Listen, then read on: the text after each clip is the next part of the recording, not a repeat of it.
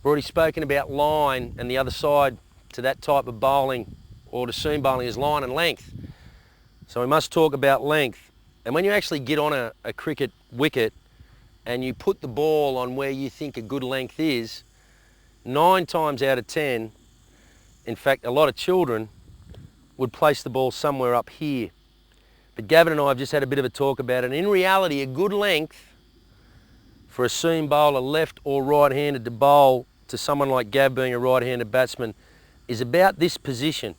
And a good length is a length where the batsman, well, you demonstrate, Gav, you can't go forward and you can't go back. And if I pitch the ball on that length, you would be trying to go forward, but there'd be maybe a tendency that it could get a little bit big on you, and you may have to come up and just get a little bit of lift from this particular length. So we'll make that a good length right there. That's our perfect length right there on the wicket. Of course, anything forward of that then becomes a fuller length. And for example, if I pitch the ball somewhere there, Gavin would play a shot to it like that. Because it's pitched up, he'd be very confident of getting forward. He knows it's not going to rear up off a length like this one could have, because it's much fuller and it's not going to bounce as much. So when we start to pitch here, we're starting to pitch a little bit too full of a length. Of course, if the ball was anywhere here, well, Gavin would be straight onto that, and that's a half volley smash through the covers. So the optimum area to bowl is somewhere between those first two, this being a good length and this one approaching a fuller length. If we can land the ball in there 100% of the time, that'd be fantastic.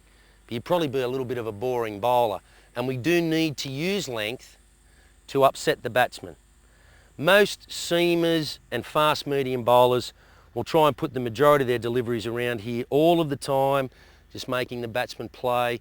The odd short one, maybe to force him back onto the back foot, and then pitch another one up to get him forward to make the mistake. But we should be working in this area all the time. Anywhere forward of that is a half volley, and if we take the ball right up to here, well, that's Yorker length. Now that is a fantastic attacking ball if it's used as a surprise weapon.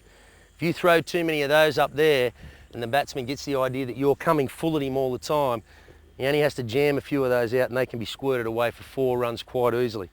But if you have got that delivery perfected to the point where you can land it there or around the crease line somewhere and use it as a surprise delivery, then that is a major wicket-taking ball.